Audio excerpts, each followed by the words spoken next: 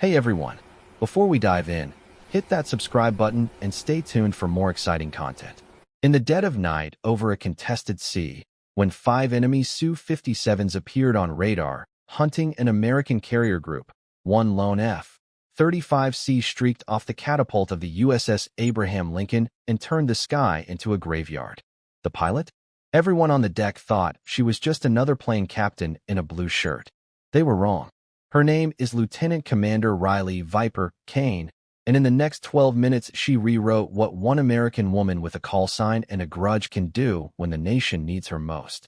If you love your mom and dad, the people who taught you to stand up when it matters most, smash that subscribe button right now and show some love in the comments for the women who wear the bag and defend the flag. The Persian Gulf was a furnace even at 0300, the air thick enough to chew. Flight deck lights glowed red, so night vision stayed sharp, and the USS Abraham Lincoln steamed hard into the wind for launch cycle. Blue-shirt ground crews swarmed the deck like ants on a hot plate, chaining jets, wiping canopies, giving thumbs up to pilots they'd known for years. Among them moved a tall woman with auburn hair twisted tight under her cranial, freckles across her nose, sleeves rolled high enough to show the faded tattoo of a viper coiled around a lightning bolt on her forearm. Nobody looked twice. Lieutenant Commander Riley Kane had been just a plane captain for the last 6 months, ever since the review board grounded her for punching a foreign liaison officer who called female aviators pretty distractions. The Navy needed bodies on the line, and Riley needed to stay close to airplanes. So she swallowed the pride, put on the blue shirt, and became invisible. Except she never stopped studying the threat boards in pre-fly when nobody was looking. She never stopped running the squadron's maintenance software at night, tweaking radar cross-section values and weapon employment zones. And she sure as hell never stopped flying in her head. Every catapult shot, every recovery, she tracked in her mind like she was still in the cockpit. The squadron called her Ghost behind her back because the planes she touched never came back with discrepancies, and because nobody quite remembered when they last saw her smile. Tonight the smile never came at all. The klaxon screamed, "General Quarters," just as VFA 136 was bringing the last jets below for the midnight respite.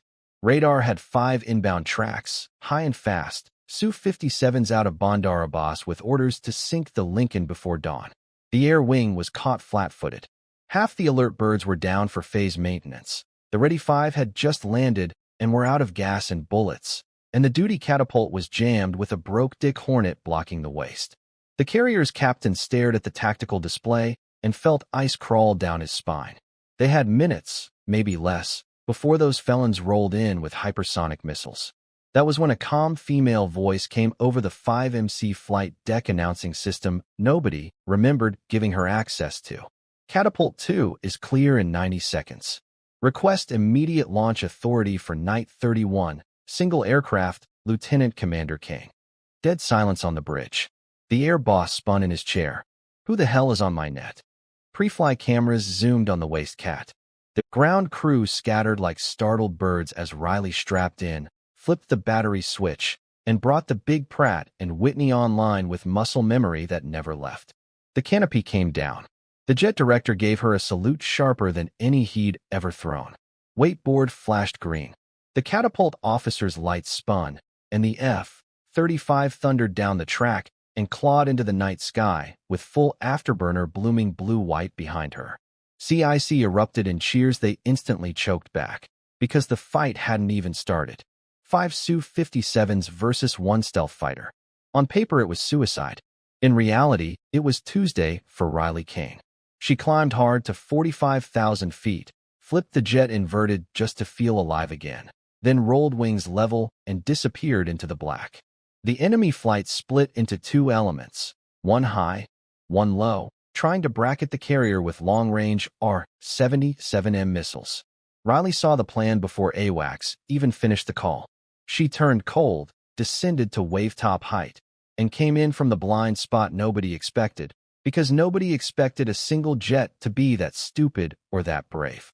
First kill was almost gentle. She slid inside the low elements radar cone, popped up to 5 miles, and let an AAM-120D ripple off the rail before the Russian wingman even knew he had company. The missile tracked pure, detonated just behind the cockpit, and the Su-57 folded like cheap lawn furniture into the sea. 1. The high element reacted instantly, for jets rolling into a defensive wagon wheel at Mach 1.8. Riley climbed straight through the middle of them, DAS screaming warnings, chaff and flares blooming behind her like deadly fireworks.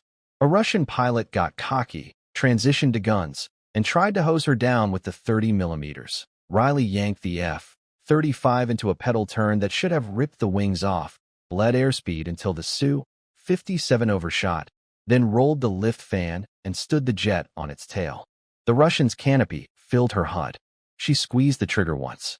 The 25mm GAU-22 lit the night, and the felon became a meteor.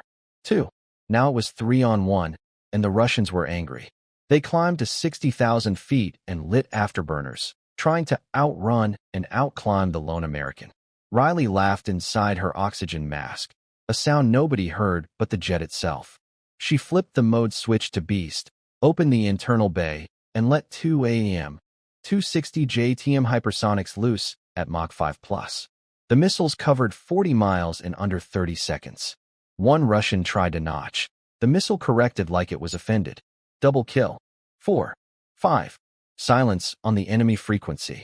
Silence on guard except for one shaken Russian voice whispering, "Bozhe moi," before he ejected over empty ocean. Riley orbited the debris field once, confirmed no survivors threatening the fleet, then turned south toward the Lincoln. Fuel state critical, hydraulic caution blinking, but the jet still flew like it loved her. As the carrier's lights grew on the horizon, she keyed the mic one last time. Night 31 feet wet, 100 pounds remaining, requesting the wire. The LSOs gave her an immediate Roger ball and a voice shaking with something that wasn't procedure. She caught the 3-wire perfect, rolled to a stop, and popped the canopy. The entire flight deck stood frozen. Then one female yellow shirt started clapping. The sound spread until 5,000 sailors were roaring loud enough to drown out the engines. But the story wasn't over. Not even close. Because when the Marines' Pride opened the maintenance logs later that morning, they found something that turned triumph into legend. The F-35 Riley launched in, Night 31, had been officially redlined for a cracked longeron in the center fuselage. It was never supposed to fly again without depot-level repair. Riley had known. She'd signed the discrepancy off herself at 0200, entered a fake grip name, and scheduled it for depot transfer after the cruise. She'd kept that jet alive for 6 months with midnight fixes and borrowed parts because she knew, one day the ship would need it. And when the admiral demanded to know why a grounded officer had just saved his carrier with a broken airplane, Riley stood at attention in her salt-crusted flight suit and said the sentence that went viral across every mess deck in the 7th Fleet. "I wasn't grounded from flying, sir. I was grounded from quitting." They tried to court-martial her for the falsified logs. Instead, the Secretary of the Navy showed up personally, pinned the Medal of Honor around her neck in a hangar bay ceremony, and handed her command of the entire air wing on the spot. The cracked longeron? They welded a plaque over it that reads, "Viper's Office, do not remove." 6 months later, when the new, they thought she was ground crew, recruitment commercial dropped, enlistment of women into naval aviation spiked 42% overnight. And somewhere in every squadron-ready room across the fleet, there's now a blue shirt hanging on the wall with a Viper patch sewn on the back and a simple note. She never stopped being one of us. She just waited for the moment the rest of us needed her to be more.